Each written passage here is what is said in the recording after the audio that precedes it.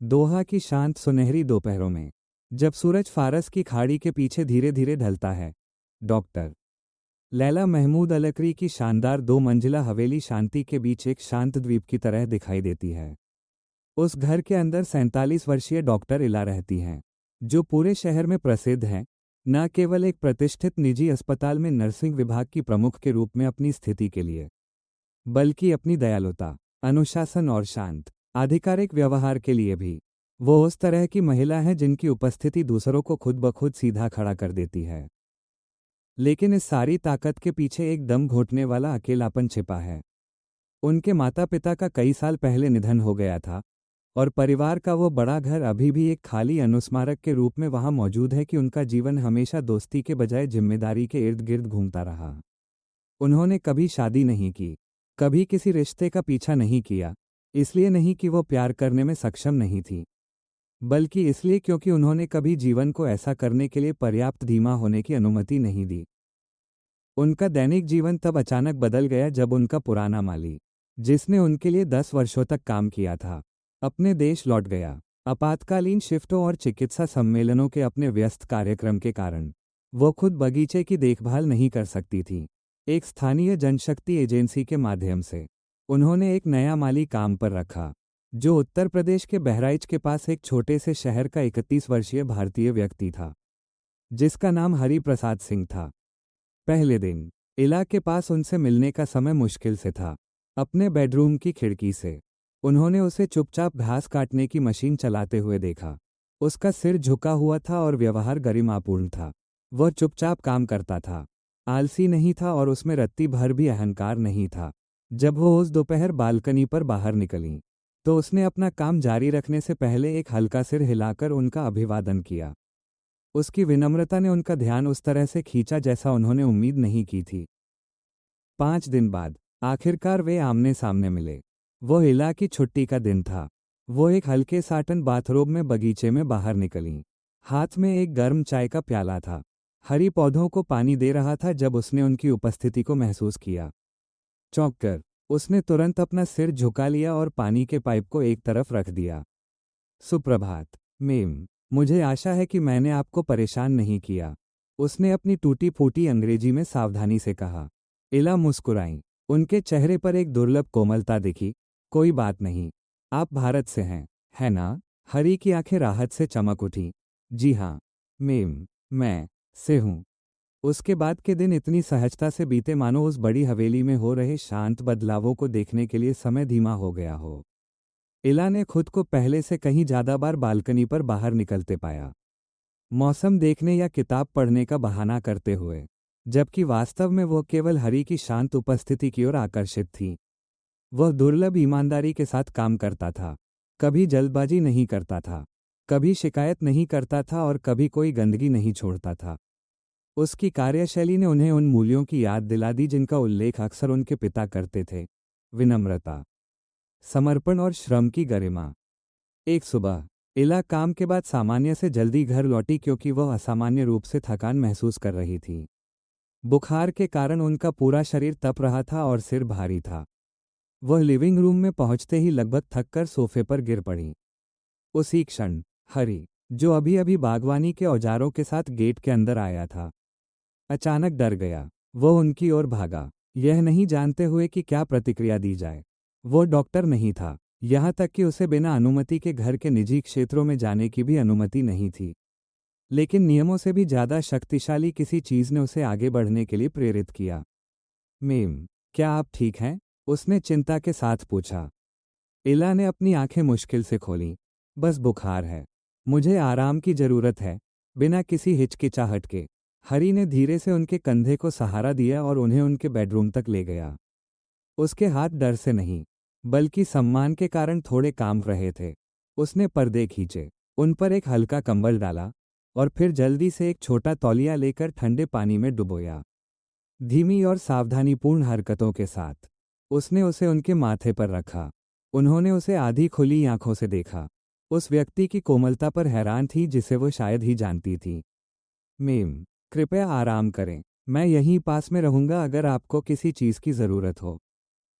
इतने वर्षों में पहली बार इला ने महसूस किया कि कोई उनकी परवाह कर रहा है, एक डॉक्टर के रूप में नहीं, एक उच्च पद वाली महिला के रूप में नहीं, बल्कि केवल एक इंसान के रूप में।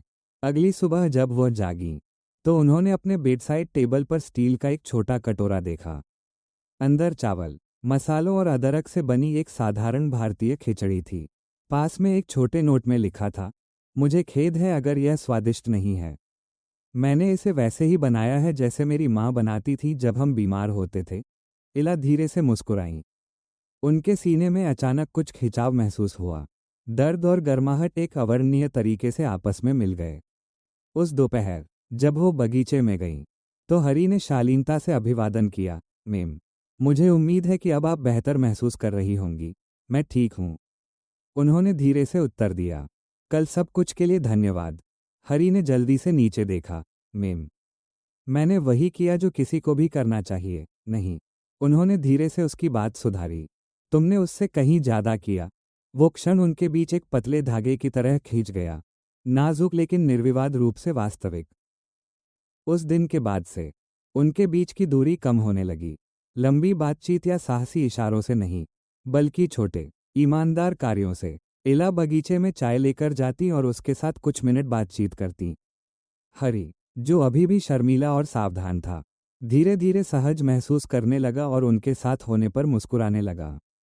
इतने वर्षों में पहली बार इला ने महसूस किया कि उनका दिल किसी चीज के लिए, किसी व्यक्ति के लिए फिर से धड़क रहा है। एक प्रेम कहानी की एक शांत शुरुआत जिसकी दोनों ने उम्मीद नहीं की थी। समय बीतता गया और इला और हरी के बीच एक कोमल लय बनने लगी। एक सूक्ष्म तस्वीर जिसकी पहले से कोई योजना नहीं थी, छोटे इशारों और अनकहे भावों से बुनी गई। सतही तौर पर कुछ भी नाटकीय नहीं हुआ, कोई कबूलनामा नहीं, कोई साहसी कार्य नहीं, कोई सीमा लांघना नहीं, लेकिन हर दिन घर और बगीचे के शांत कोनों में कुछ गर्म पनपता रहा। इला ने खुद को सामान्य से जल्दी जागते हुए पाया। कभी कभी सिर्फ पौधों को पानी देते समय हरी को पुराने भारतीय लोकगीतों को गुनगुनाते हुए सुनने के लिए।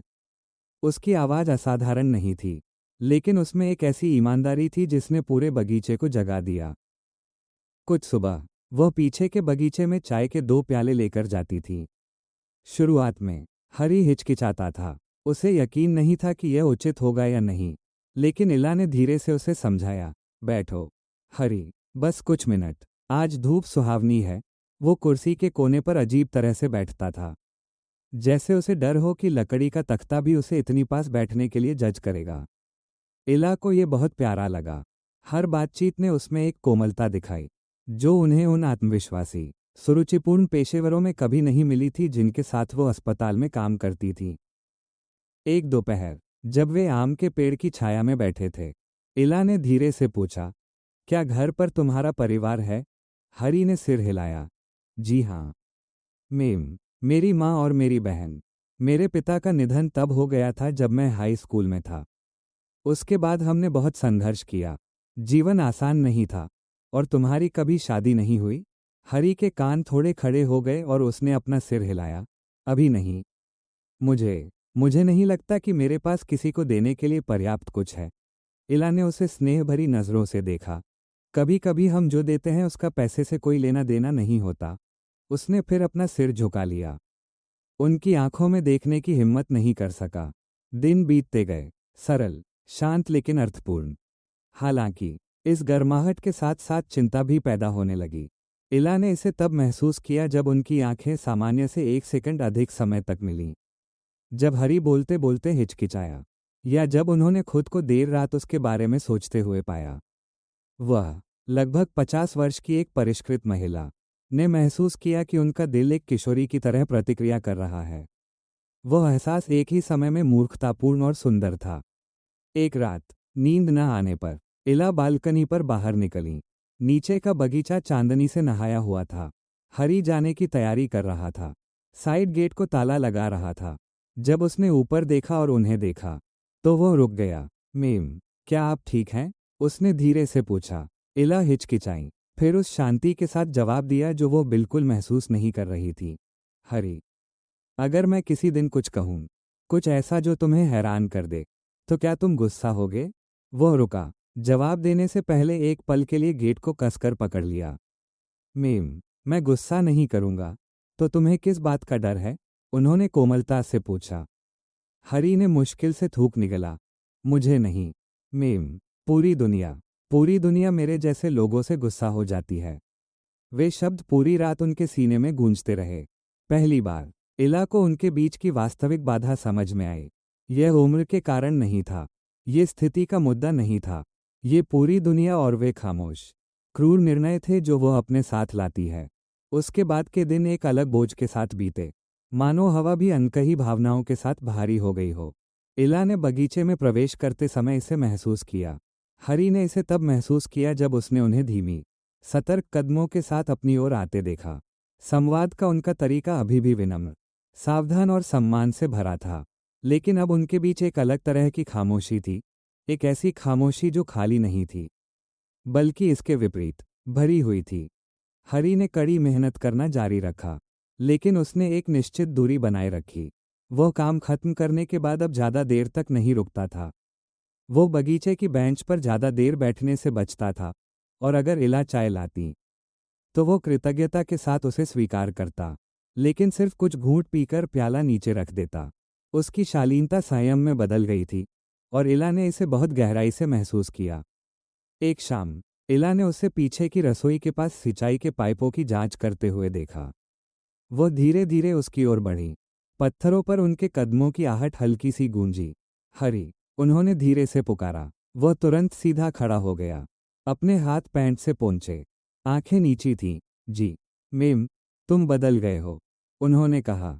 उनकी आवाज़ आरोप से भरी नहीं थी, बस चुपचाप आहट थी। तुम अब बैठते नहीं हो, तुम अब खुलकर बात नहीं करते। क्यों? हरी हिचकिचाया। उसका उत्तर उसकी नीची आंखों के पीछे फंसा हुआ था।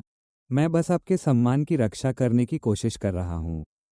मेम, मेरा सम्मान? इला ने अपनी भौहें थोड़ी सिकुड़ी। किससे? अंत में उसने कहा। हर किसी से, इस दुनिया से, उन लोगों से जो इस दोस्ती को कभी नहीं समझेंगे। इला ने एक गहरी सांस ली। वो हमेशा से जानती थी कि समाज क्रूर हो सकता है, लेकिन उन्होंने कभी इसके अंधेरे को इतने स्पष्ट रूप से महसूस नहीं किया था। हरी, उन्होंने धीरे से कहा, क्या तुम्हें लगता है कि मुझे लोगों की बातों की परवाह है? उसने ऊपर बस इतना देखा कि वो उसकी आंखों में दर्द देख सके। मैं नहीं चाहता कि कोई आपको दोष दे मेम, मैं तो बस एक साधारण आदमी हूँ। और आप वो व्यक्ति हैं जिसे पूरी दुनिया सम्मान की नज़र से देखती है। लोग मुझे बुरा नहीं कहेंगे, वे केवल आपको बुरा कहेंगे। ये पहली बार था जब उसने इतनी ईमानदारी से बात की थी। उसके शब्दों में छिपी नग्न सच्चाई ने उन्हें झकझोर कर रख दिया। दुनिया हमेशा महिलाओं को ही क्यों दोष देती है? इला लगभग खुद से फुसफुसाई। उन्हें ही हमेशा क्यों कटघरे में खड़ा किया जाता है, जज किया जाता है, उन पर संदेह किया जाता है? हरी के पास कोई उत्तर नहीं था।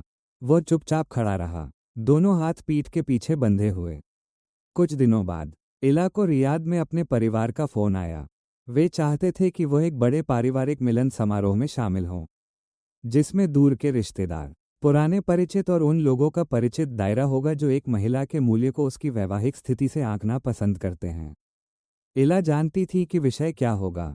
उनकी मां कई सालों से उन पर दोबारा शादी करने का दबाव डाल रही थी, जबकि उनके भाई बहनों का मानना था कि वो अकेले रहकर अपना जीवन बर्बाद कर रही हैं। वो जाना नहीं चाहती थी। उन उम्मीदों का बोझ हमेशा उनका दम घोंट देता था, लेकिन मना करना और भी कई सवाल खड़े कर देता। जाने से पहले इला बगीचे में बाहर गई और चुपचाप औजारों की छोटी अलमारी पर हाथ से लिखा एक नोट रख दिया, जहां वो जानती थी कि हरी अक्सर अपने दस्ताने रखता है। मैं 3 दिनों के लिए जा रही हूँ। कुछ भी मत बदलना, घर का ख्याल रखना, और अपने दिल का भी। उस रात हरी ने वह नोट पढ़ा, और कई वर्षों में पहली बार एक ऐसा आदमी जिसने बिना किसी शिकायत के कठिनाइयों को सहा था। उसने अपने भीतर कुछ खामोशी से टूटते हुए महसूस किया, कुछ बहुत कोमल, कुछ इतना सुंदर कि उसमें दर्द था।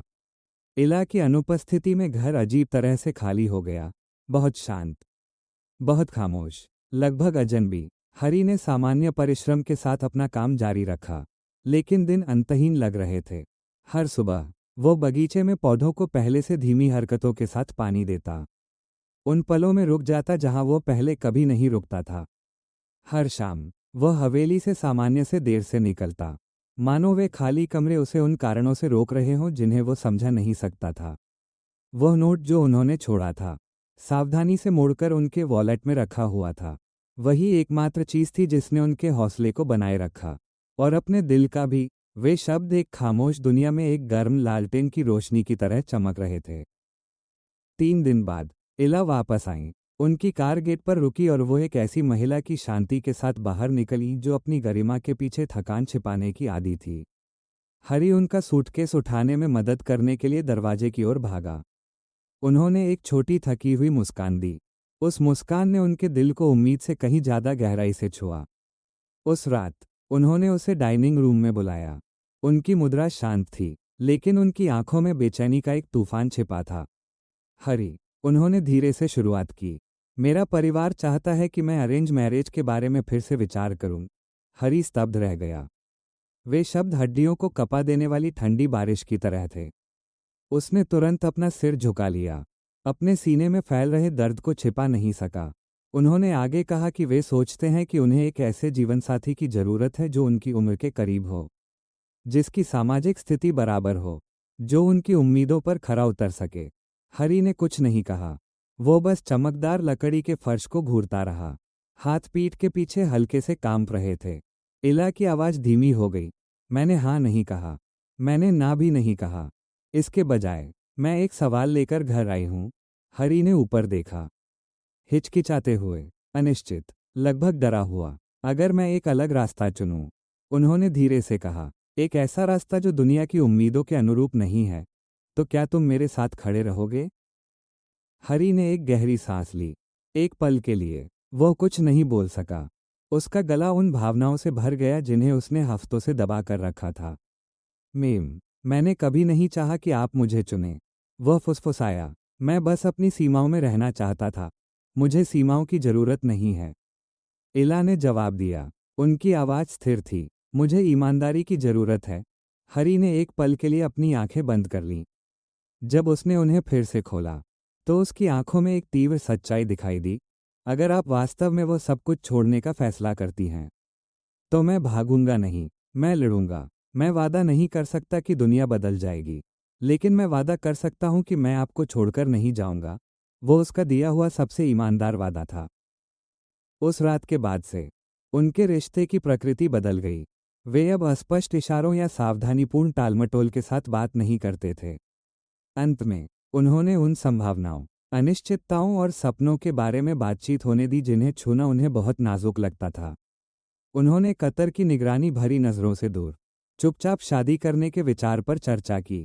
उन्होंने भारत में सादगी से रहने के बारे में बात की, शायद हरी के छोटे गृहनगर में या शायद किसी ऐसी जगह पर जहां वे दोनों पूरी तरह से न हों, जैसे मलेशिया या तुर्की। कुछ भी निश्चित नहीं था, सब कुछ कठिन था। हालांकि पहली बार उन दोनों ने आगे एक साझा रास्ता देखा, भले ही वो रास्ता संकरा, ढलान भरा और बाधाओं से भरा था। लेकिन कभी कभी प्यार को आसानी की जरूरत नहीं होती, उसे बस साहस की जरूरत होती है। उसके बाद के दिन एक ऐसी खामोश तात्कालिकता से भरे थे जिसका दोनों ने पहले कभी अनुभव नहीं किया था। हर सुबह पहले से भारी लगती थी, हर शाम पहले से छोटी लगती थी। जिस क्षण से इला ने उसके लिए सब कुछ छोड़ने की इच्छा जताई थी, समय अब सहजता से नहीं बीत रहा था। यह एक उल्टी गिनती की तरह जोर शोर से टिक टिक कर रहा था जिसे दोनों अनदेखा नहीं कर सकते थे। फिर वो खबर आई जिसने सब कुछ हिलाकर रख दिया। हरी का वर्क वीजा 2 महीने में खत्म होने वाला था। इला हमेशा से जानती थी कि कतर में निवास प्रणाली जटिल है, लेकिन जब उन्होंने विस्तार से जांच शुरू की, तो वास्तविकता एक तूफान की तरह टूट पड़ी। हरी का घरेलू कामगार, हाउस हेल्पर का पद उसके निवास की स्थिति को बदलने को लगभग असंभव बना देता था। चाहे वे कितने भी ईमानदार क्यों न हो, चाहे वो कितना भी पैसा कमाती हो या कितनी भी सम्मानित क्यों न हो, नियम नियम थे और वे नियम आसानी से नहीं बदले जाते थे। उस रात वे बगीचे में मिले। हवा नमी और चिंता से भारी थी। इला का चेहरा तनावपूर्ण था, आंखें सुस्त थी। हरी, हमारे पास अब ज्यादा समय नहीं बचा है। उसने सिर हिलाया। चेहरा शांत था लेकिन उसमें उदासी की झलक थी। मुझे पता है, मैंने कानूनी सलाहकारों से बात की है। उन्होंने आगे कहा, हर रास्ता बंद नजर आता है। वे कहते हैं कि यह लगभग असंभव है। हरी चुप रहा। एक आदमी जिसने गरीबी, नुकसान और पारिवारिक जिम्मेदारी का बोझ झेला था। वह कठोर सच्चाइयों को स्वीकार करना जानता था, लेकिन यह सच्चाई अलग महसूस हो रही थी क्योंकि अब यह केवल उसके बारे में नहीं थी। इला एक कदम और करीब आई। पहली बार उन्होंने अपना हाथ आगे बढ़ाया और धीरे से उसका हाथ छुआ।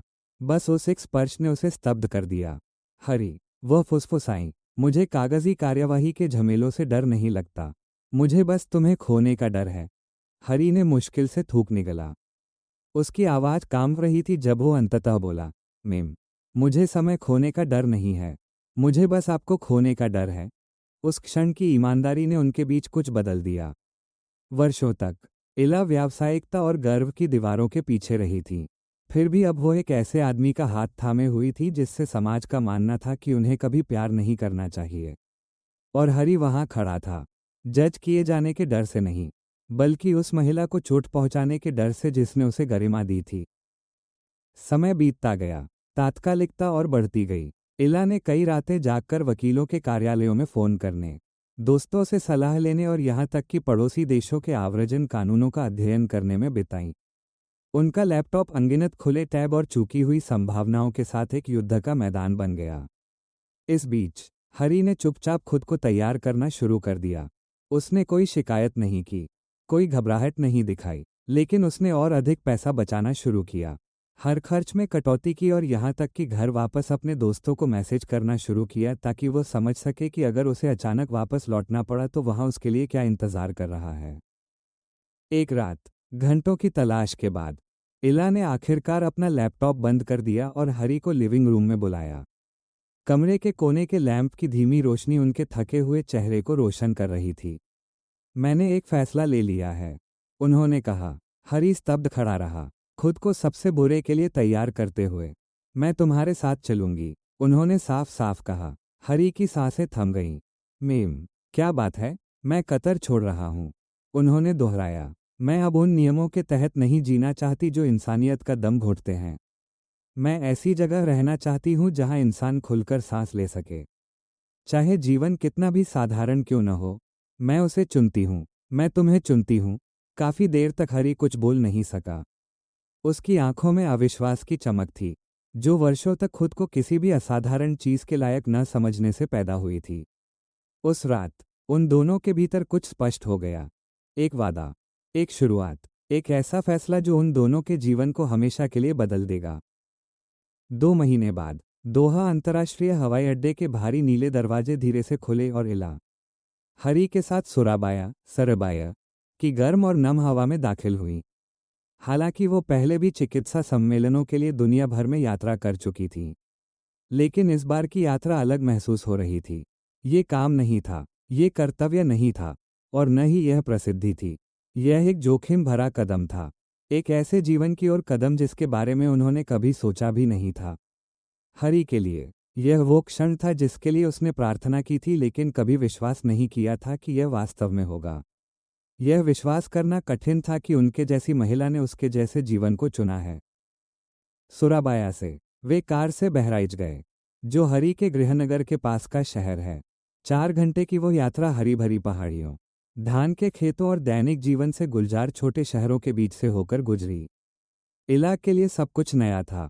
बच्चे नंगे पैर दौड़ रहे थे, फेरी वाले बांस की गाड़ियों पर तले हुए स्नैक्स बेच रहे थे, मोटरसाइकिलें यातायात के बीच से रास्ता बना रही थीं। पुराने घर एक दूसरे के सहारे टिके थे जैसे थके हुए दोस्त हों। फिर भी कुछ भी डरावना नहीं था। हरी पूरी राह उनके बगल में बैठा रहा, कभी कभी चिंता के साथ उनकी ओर देखता रहा, मानो ये सुनिश्चित करना चाहता हो कि उन्हें अपने फैसले पर पछतावा तो नहीं है। जब वे पहाड़ी की ढलान पर एक शांत गांव में हरी के पुराने घर पहुंचे, तो इला नीचे उतरी और एक गहरी सांस ली। घर काफी साधारण था, लकड़ी से बना था जिसकी छत टिन की थी, फर्श सीमेंट का था और एक छोटा बरामदा था जिसे असमान खंभों का सहारा दिया गया था। इसके चारों ओर जंगली पौधे, केले के पेड़ और गेंदे की कुछ झाड़ियां उगी थीं, जो परिवेश की सादगी के बावजूद ताज़ा और चमक रही थीं। यह मेरा घर है, हरी ने धीरे से कहा। उसकी आवाज़ में लगभग माफ़ी का भाव था। ये छोटा है लेकिन सुंदर है। इला ने उसकी बात पूरी की। उनके शब्दों की सच्चाई ने उसे हैरान कर दिया। उसने असुविधा, यहाँ तक कि सदमे का सामना करने की उम्मीद की थी, लेकिन इसके बजाय वह कोमलता से मुस्कुराईं, मानो उन्होंने किसी बहुत पहले भुला दी गई सच्चाई को पहचान लिया हो। गांव का जीवन दोहा की शांति, विलासिता और परिष्कृतता से बिल्कुल अलग था। यहाँ हर सुबह मुर्गे की बांग के साथ शुरू होती थी।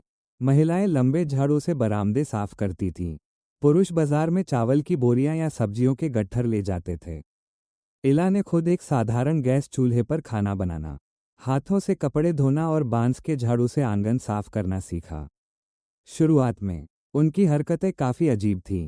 वह बर्तन गिरा देती थीं, पानी फैला देती थीं और खुद पर इतनी बार हंसती थी कि गिनती करना मुश्किल था। लेकिन हरी बहुत धैर्यवान था। उनका मार्गदर्शन करने के लिए हमेशा पास खड़ा रहता था। जिज्ञासु पड़ोसी खिड़की से झांकते थे। बच्चे फुसफुसाते थे, क्या वह सच में कतर से आए हैं? कुछ ग्रामीणों ने चुपचाप जज किया। यह नहीं समझ पाए कि एक अमीर अरब महिला ने ऐसा जीवन क्यों चुना। दूसरों ने उनके साहस की प्रशंसा की और कई लोगों ने ताजे फल या घर के बने स्नैक्स देकर गर्म मुस्कान के साथ उनका स्वागत किया। धीरे धीरे वह गांव उनका घर बन गया। हरी के लिए हर बीतता दिन किसी चमत्कार जैसा लगता था। इला अब उन्हें दूरी बनाकर मेम कहकर नहीं बुलाती थी। वो उन्हें हरी बुलाती थी और कभी कभी उन्हें चिढ़ाने के लिए हरी जी कहती थी। वे साथ में खाना बनाते, साथ में सफाई करते, साथ में बाजार जाते। कतर में वो उनके कर्मचारी थे, यहाँ वो उनके बराबर थे। कई हफ्ते बीत गए और आखिरकार उन्होंने शादी करने का फैसला किया। वो कोई भव्य हॉल या शानदार होटल नहीं था। वे हरी के घर के पास एक साधारण नीले टेंट के नीचे गांव के अधिकारियों, करीबी पड़ोसियों और कुछ पुराने दोस्तों के साथ खड़े थे। इला ने चांदी के बॉर्डर वाली हल्के नीले रंग की मुलायम सूती साड़ी पहनी थी। हरी ने एक साफ सफ़ेद कुर्ता पहना था। कोई संगीत नहीं था, कोई सजावट नहीं थी, कोई आडंबर नहीं था, लेकिन उनकी आंखों में एक ऐसी शांत खुशी थी जिसकी बराबरी कोई महल नहीं कर सकता था। उन्होंने नियमों से भरी दुनिया को पीछे छोड़ दिया था और एक ऐसी दुनिया में कदम रखा था जिसे वे अपने पूरे दिल से एक एक ईंट जोड़कर साथ बनाएंगे। नीले टेंट के नीचे उस साधारण शादी के बाद उनका जीवन एक कोमल और अर्थपूर्ण लय में ढलने लगा। धीरे धीरे ग्रामीण उस सुरुचिपूर्ण विदेशी महिला की उपस्थिति के आदी हो गए, जो खुद अपना बरामदा साफ करती थी, स्थानीय बाजार से सब्जियां खरीदती थी और पड़ोसियों का शर्मीली मुस्कान के साथ अभिवादन करती थी। जिसने सबको सबसे ज्यादा हैरान किया वो उनका अतीत या धन नहीं था, बल्कि गांव के सरल जीवन में उनका आसानी से घुलमिल जाना था। कतर से लाई गई अपनी थोड़ी सी बचत के साथ इला ने गांव के प्रवेश द्वार के पास एक छोटा स्वास्थ्य क्लिनिक खोला। वो जगह भव्य नहीं थी, बस 2 कमरे थे, धातु की एक जांच मेज, दवाओं की एक अलमारी और एक मेज जहां वो मरीजों के रिकॉर्ड रखती थी। हालांकि वो जल्द ही ग्रामीणों के लिए एक वरदान बन गया। गर्भवती महिलाएं उनके पास सलाह लेने आने लगीं। बुखार वाले बच्चों को उनके घर लाया जाने लगा। अंततः गांव के बुजुर्गों का भी नियमित रूप से रक्तचाप, ब्लड प्रेशर चेक किया जाने लगा, जिसे उन्होंने जीवन भर नज़रअंदाज किया था।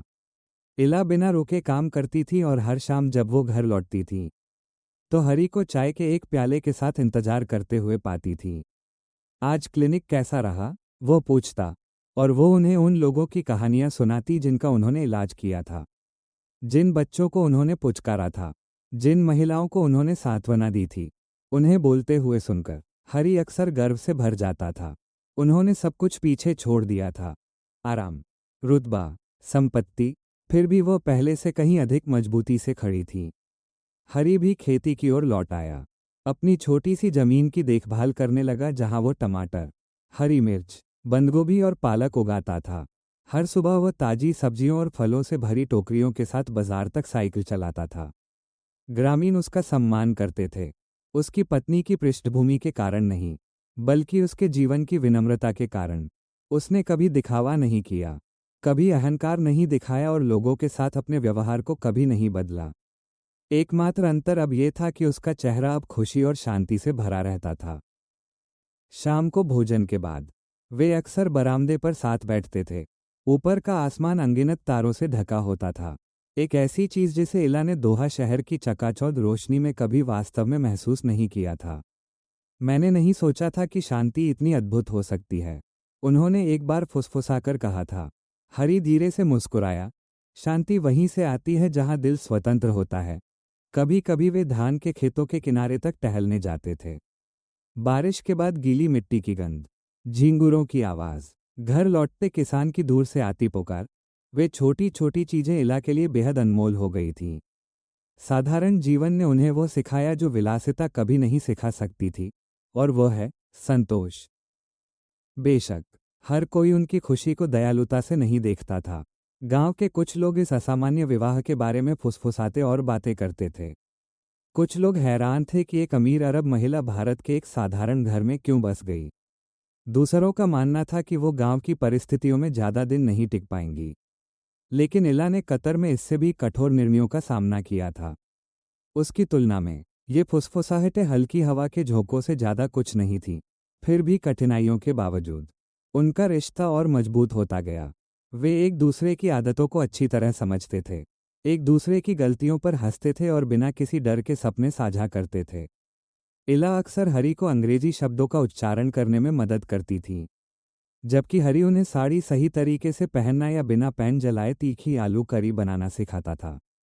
उनका जीवन परिपूर्ण नहीं था, लेकिन ये बहुत वास्तविक था। समझ, बलिदान और एक ऐसे प्यार पर बना जिसकी जीवन के इस पड़ाव पर दोनों ने उम्मीद नहीं की थी। दोहा के भव्य गलियारों से दूर गांव के उस छोटे से घर में रहते हुए आखिरकार उन्होंने घर का असली मतलब खोज लिया था। एक साल कोमलता से बीत गया, मानो किसी ऐसी किताब के पन्ने पलट रहे हों जिसे दोनों खत्म नहीं करना चाहते थे। इला और हरी ने छोटे छोटे सुखों से बुना हुआ जीवन बना लिया था। सूर्यास्त के समय चाय के गर्म प्याले, बरामदे पर गूंजती हंसी, टिन की छत पर बारिश की लयबद्ध आवाज, और यह जानने का सुकून की खामोशी में भी वे कभी अकेले नहीं थे। लेकिन समय के पास उनके लिए एक और चमत्कार था, एक ऐसा चमत्कार जिसकी उन्होंने कभी हिम्मत नहीं की थी। एक सुबह जब वो क्लिनिक में एक युवा माँ का इलाज कर रही थी, इला को अचानक चक्कर महसूस हुआ। उनके हाथ थोड़े कांप रहे थे और संतुलन बनाए रखने के लिए उन्हें दीवार का सहारा लेना पड़ा। चिंतित होकर मरीज ने इला को आराम करने के लिए मजबूर किया और इला अनिच्छा से बैठ गई। पूरी दोपहर उन्हें अपने भीतर एक अजीब सी बेचैनी महसूस हुई, एक अजीब गर्माहट जिससे वह समझा नहीं सकती थी। हरी ने उस रात दरवाजे से कदम रखते ही इसे महसूस कर लिया। तुम थकी हुई लग रही हो, उन्होंने कोमलता से कहा, उनके कंधे पर हाथ रखते हुए। आज मुझे थोड़ा चक्कर आ रहा है, उन्होंने एक कमजोर मुस्कान के साथ उत्तर दिया। लेकिन हरी को विश्वास नहीं हुआ। उसने उन्हें स्वास्थ्य जांच के लिए निकटतम जिला अस्पताल जाने की सलाह दी। थोड़ी हिचकिचाहट के बाद इला मान गई। डॉक्टर ने कुछ टेस्ट किए, अनगिनत सवाल पूछे और फिर अंत में एक ऐसे चेहरे के साथ ऊपर देखा जिसने इला के दिल की धड़कन रोक दी। बधाई हो, डॉक्टर ने धीरे से कहा, आप गर्भवती हैं। उनके आसपास की दुनिया मानो थम सी गई। 48 की उम्र में गर्भधारण, उन्हें यह अविश्वसनीय, जादुई, भारी, डरावना और अद्भुत एक साथ लगा। इला की आंखें आंसुओं से भर गईं, जिसमें अविश्वास और कृतज्ञता का मिश्रण था। हरी, जो बाहर चिंता से इंतजार कर रहा था, उनके भावुक चेहरे को देखकर उनके पास भागा। इला जी, क्या हुआ, क्या आप ठीक हैं? उन्होंने उनका हाथ पकड़ा, आवाज कांप रही थी। हरी, हमारे घर बच्चा आने वाला है। कुछ सेकंड के लिए हरी सांस नहीं ले सका। उसकी आंखें फैल गईं और होंठ आश्चर्य से खुले रह गए। फिर धीरे धीरे उसके आंसू निकल पड़े, वे आंसू जिन्हें उसने छिपाने की कोशिश नहीं की। वो उनके पास घुटनों के बल बैठ गया, उनका हाथ अपने माथे से लगा लिया। ये ईश्वर का आशीर्वाद है, वो भावुक होकर फुसफुसाया। गर्भावस्था की प्रक्रिया आसान नहीं थी। डॉक्टर ने उन्हें इला की उम्र के कारण जोखिमों के बारे में चेतावनी दी थी। उन्हें आराम, सावधानीपूर्वक निगरानी और सौम्य दिनचर्या की आवश्यकता थी। लेकिन इला डरी नहीं थी। उन्होंने इससे भी कठिन लड़ाइयों का सामना किया था, अकेलापन, जजमेंट, सामाजिक बाधाएं। उनकी तुलना में ये चुनौती उनके लिए एक उपहार जैसी थी। हरी और भी अधिक सुरक्षात्मक हो गया, एक संरक्षक की तरह उनकी देखभाल करने लगा। वो उनके लिए खाना बनाता, उनकी पीठ की मालिश करता, गर्म पानी लाता और हर चेकअप में उनके साथ जाता। क्लिनिक के कर्मचारी और ग्रामीण उन्हें और भी प्यार करने लगे। कुछ लोग घर का बना खाना लाते थे, दूसरे क्लिनिक की सफाई में मदद करते थे ताकि वो थक न जाएं। महीने बीतते गए, उनका छोटा सा घर अब तैयारियों से भर गया था। बाजार से खरीदे गए छोटे बच्चों के कपड़े, मुलायम कंबल, हर्बल तेल और वो खामोश उत्साह जिसने हर सुबह को खास बना दिया। इला अक्सर अपने पेट पर हाथ रखती, अपने भीतर पल रही नन्ही जान से कोमल शब्द फुसफुसाती। रात में वो धुंधली रोशनी में हरी को किताब पढ़ते हुए देखती और उस असाधारण रास्ते के बारे में सोचती जिसने उन्हें यहाँ पहुँचाया था। दो अलग अलग दुनियाओं की एक यात्रा, जो धन या सुख सुविधाओं के कारण नहीं, बल्कि साहस और ईमानदारी के कारण बनी थी। आखिरकार वो दिन आ गया जब उनकी बेटी का जन्म हुआ। चमकती आंखों और कोमल रोने की आवाज़ वाली एक नन्ही बच्ची का जन्म हुआ। उन्होंने उसका नाम नायरा रखा, जिसका अर्थ है प्रकाश, और वास्तव में वो उनके जीवन का सबसे उज्जवल प्रकाश बन गई। नायरा के आगमन ने पहाड़ी की ढलान पर उनके छोटे से घर को एक नए उद्देश्य के साथ एक चमकदार दुनिया में बदल दिया। जिस क्षण से उसने अपनी नन्ही आंखें खोलीं, सब कुछ बदल गया। उसकी कोमल पुकार लकड़ी की दीवारों में गूंजने लगी। उसके नन्हे हाथों ने इला के हाथ को कसकर पकड़ लिया और उसकी कोमल सांसों ने रात को बेजोड़ शांति से भर दिया। इला के लिए 48 साल की उम्र में मां बनना किसी दिव्य चमत्कार से कम नहीं था। हरी के लिए पिता बनना एक ऐसे आशीर्वाद जैसा था जिसका उसने कभी सपना भी नहीं देखा था। और उन दोनों के लिए नायरा उनके साहस का जीवित प्रतीक बन गई, इस बात का प्रमाण कि प्यार जीवन के सबसे अप्रत्याशित कोनों में भी खिल सकता है। वे ग्रामीण जो कभी संदेह में फुसफुसाते थे, अब मुस्कान और उपहारों के साथ मिलने आते थे। छोटी चूड़ियाँ, छोटे कंबल, फलों की टोकरियाँ। बच्चे उत्सुकता से दरवाजे से झांकते थे, पूछते थे कि क्या वे विदेशी चाची के बच्चे को देख सकते हैं। बुजुर्ग महिलाओं ने इला को पारंपरिक लोरी, हर्बल स्नान और शिशुओं के लिए कोमल मालिश सिखाई। हालांकि कुछ फुसफुसाहटें अभी भी गांव के छोर पर बनी हुई थीं, लेकिन उन्हें गले लगाने वालों की गर्माहट ने दूसरों के संदेहों को जल्दी ही मिटा दिया। इला ने क्लिनिक का काम अस्थायी रूप से बंद कर दिया और अपना पूरा ध्यान बच्चे की देखभाल में लगा दिया। हरी ने खेती के अतिरिक्त काम संभाले, अक्सर फसलों की देखभाल के लिए सुबह जल्दी जागता, फिर रात में नायरा के डायपर बदलने, उसे खिलाने और सुलाने में मदद करने के लिए जल्दी घर भागता। हर पल साझा किया जाता था, हर हंसी, हर रोना, हर बिना सोई रात। एक शाम जब नायरा लगभग 6 महीने की थी, इला बरामदे पर बैठी थी। बेटी उनके सीने पर शांति से सो रही थी। हरी सब्जियों का एक छोटा थैला लेकर घर लौटा। दिन भर के काम के बाद उसकी जैकेट मिट्टी से सनी थी, लेकिन उन्हें देखकर उसका चेहरा खुशी से चमक उठा। तुम बहुत थकी हुई लग रही हो, उसने प्यार से कहा जब उसने सब्जियों का थैला नीचे रखा। इला ने कोमल मुस्कान के साथ अपना सिर हिलाया। मैंने कभी खुद को इतना जीवंत महसूस नहीं किया। हरी उनके पास बैठ गया, सूर्यास्त को आसमान में गुलाबी और नारंगी रंगों को बिखेरते हुए देखने लगा। कभी कभी उसने धीरे से कहा, मुझे अभी भी विश्वास नहीं होता कि यह सच है। आपने ऐसा जीवन पाने के लिए सब कुछ पीछे छोड़ दिया। इला ने अडिग कोमलता के साथ उसे देखा। हरी, मैंने एक जीवन पीछे नहीं छोड़ा, मैंने एक जीवन पाया है। उन शब्दों ने उसे किसी भी गर्मी की हवा से ज्यादा गर्माहट दी। उन्होंने अपना हाथ आगे बढ़ाकर उसका हाथ पकड़ा और धीरे से दबाया। दोहा में सब कुछ था, विलासिता, प्रसिद्धि, सुविधा, लेकिन मेरे पास खामोशी साझा करने के लिए कोई नहीं था। ऐसा कोई नहीं था जिसकी उपस्थिति शांति लाए। यहाँ सबसे साधारण पल भी पूर्ण महसूस होते हैं।